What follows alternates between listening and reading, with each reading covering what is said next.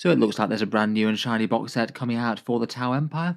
Let's talk through the contents of the upcoming Tau Combat Patrol box, scheduled to replace the Ghost Kill one in a month or so's time.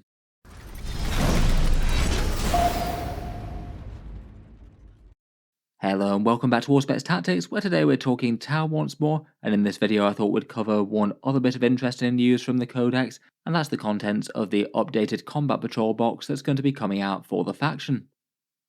It seems that for these factions that come out alongside a launch box, say like the Croods and the Dark Angels, it does mean that we get their codexes a long time before the actual main thrust of the release for the army, and this means that the codex actually reveals in full the Combat Patrol box set that's going to be coming for the faction. It does seem that they're going to go through and redo each and every single Combat Patrol box throughout 10th edition. It does seem that they're perhaps trying to make the Combat Patrol into a bit more of a lightly armed and armoured force for skirmishing with their peers. We have seen quite a lot of them take the biggest and most dangerous models out of the box set, which has partly been the reason, I think, for why the 10th edition ones are feeling a bit more underwhelming, both getting slightly less discount on the miniatures within and fewer points in the box.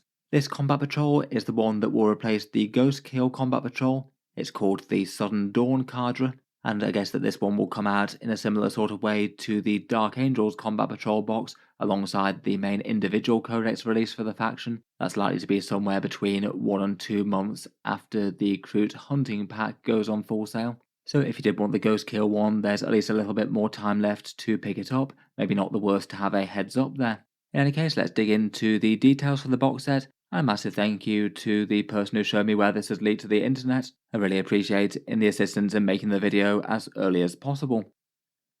Jumping into it properly though, this is the new Tau box set. It'll cost £95, €125 or $160, and it does seem to be quite an infantry heavy one. In the box set there's 4 kits. We did already know that there will be 4 data sheets in the Combat Patrol as per the book previews last week, so this one fits with that. There's a Tau Commander, which you can build as either an Enforcer or a Cold Star, 1 squad of Fire Warriors, either Strikes or Breachers, 10 Pathfinders, and 1 Devilfish. Maybe not the worst for weight of plastic compared with some other Combat Patrols, 2 10-man squads, a bunch of supporting drones, a fairly biggish character, and a transport tank. It definitely feels like it's got a bit more weight to it than a few of them.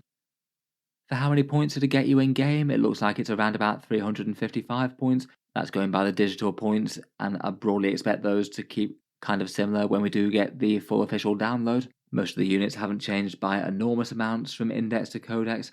I guess there was a bit of a buff for the Strike team for the Fire Warriors, and perhaps a bit of a nerf to the Battlesuit Commanders in some ways. They could still have some interesting tricks alongside certain of those specialist Battlesuit classes now. Either way though, I wouldn't imagine that this one is going to be a particularly high points per dollar kit. It looks like it's 2.2 points per dollar, which is kind of low mid at the moment. That is partly fed into by Tau being a pretty expensive army to collect after multiple layers of points cuts. And also just generally any kit that's going to focus on lighter infantry and transports generally isn't going to be quite as good value for getting points on the board. Looking at discounts and monetary value of the box, it should cost the normal £95, €125 or $160. And looking at the price of the kits from the Games Workshop web store currently, these would add up to £135, $225 or €175. That equates to an approximate 30% discount, which feels like fairly par for the course for Games Workshop's big combination box sets. I believe that's the best of the 10th edition Combat Patrols so far, unless you count the Dark Angels upgrade sprues. It's still maybe a little bit on the mid side compared with the 9th edition sets or the Battle Force sets that they come out with. As it goes though, I feel like that's enough of a discount to make it interesting.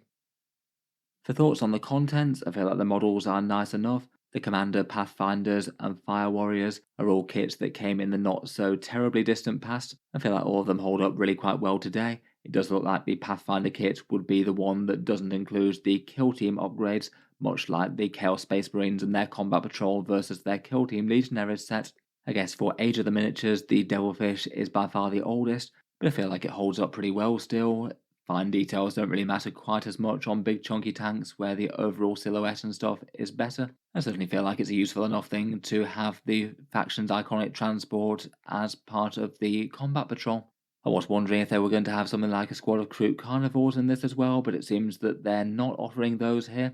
I think it's maybe not the worst idea though to have a dedicated combat patrol that's actually focused on the actual core Tau, given that they had the Recruit Hunting Pack launch box, which is going up for sale fairly shortly. Otherwise, gameplay wise, I feel like all of this is at least usable. Definitely more than you can say for certain combat patrols out there. Breaches and Devilfish is certainly a tried and tested combo prior to the Codex. Feels like they're still going to be relevant after the Codex too. They do have some dedicated support both in Montcar and Cao Yon, and just cheap pulse blasters that can clear enemy infantry being delivered to objectives seems pretty nice to me. The commander is generally useful as the HQ for their core units. I do feel like it's another one of those where it's a bit of an odd choice to put a crisis commander in the box but not have any crisis suits for him to lead. Kind of similar to the Gravis Captain in the Dark Angels one. Almost feels like they're trying to upsell you a bit on buying some actual crisis suits for him to go with. I feel like out of any of these though, maybe the Pathfinders might be the most niche choice. They're still very usable in game though, marking targets and having some perhaps surprisingly big damage with those heavy weapons. Overall, I feel like it's a nice enough infantry contingent to add to an army. Feels like it's okay, but maybe not perfect. I feel like if you were designing a Tau combat patrol, then I'd want to put crisis suits in it. Not sure exactly what you'd sub out to make that happen, but I think it would have been very helpful to get crisis battlesuits at a discount, given that they've historically been a unit that tends to be at the forefront of the army's strategy. I guess we'll see whether that's still the case in the new codex with those smaller units with locked loadouts.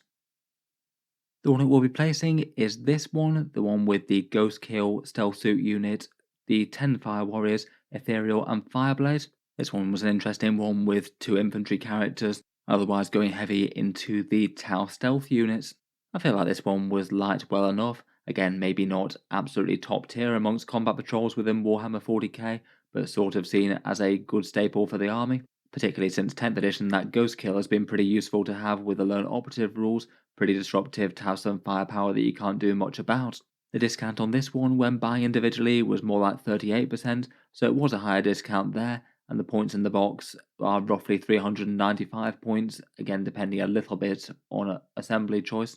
And unfortunately that does mean on both of those metrics at least, it does look like it is a downgrade in terms of kits included and points in the box, around about 10% less on both, and that does seem it's an unbroken run of the 10th edition box sets, getting both less points and a lesser discount. The only one that you could argue otherwise is the Tyranids one, but that's sort of redundant to the starter sets anyway, so it doesn't really matter. Overall, I feel like the numbers are actually a fairly fair representation of that this time. I say the new one does feel like a very slight downgrade to me, but not so serious that it's not still good. In any case, I'd probably treat this as a heads up if you were thinking about picking up the old one. It is now confirmed to be going and will likely get replaced as soon as the Tau Codex drops, somewhere between 1 month and 2 months from now would be my guess. I'd certainly not just rush out to get it in terms of fear of missing out or anything like that. Games Workshop discounts do cycle around a bit, but if you were a Tau collector and really wanted a ghost kill or to get some more stealth suits given that they mark quite good now, I'd just be aware that it's going away. And as always, if you did want to save some money on Warhammer things, I do have some channel affiliates links down in the video description. Always nice to get a discount on a discount for combat patrols and keep the price of getting a expensive Tau army on the board just a little bit more reasonable. Otherwise, we do also have rules for the actual Combat Patrol game for the new force as well. As mentioned, this one's called the Sudden Dawn Cadre. The Tau units do have a fair amount of different options. It seems that here the Pathfinders take rail rifles and a grav inhibitor drone, and they can patrol squad if you want to, so split them in half. The Enforcer gets the air-busting fragmentation projector and a plasma rifle, so just the 2 guns there, and he gets deep strike and ignores modifiers. The Breachers seem to get a marker drone and no turret to deploy, and the Devilfish takes gun drones and loses the advance and drop rule. In general, they do try and keep the combat patrol datasheets just a bit more slimmed down.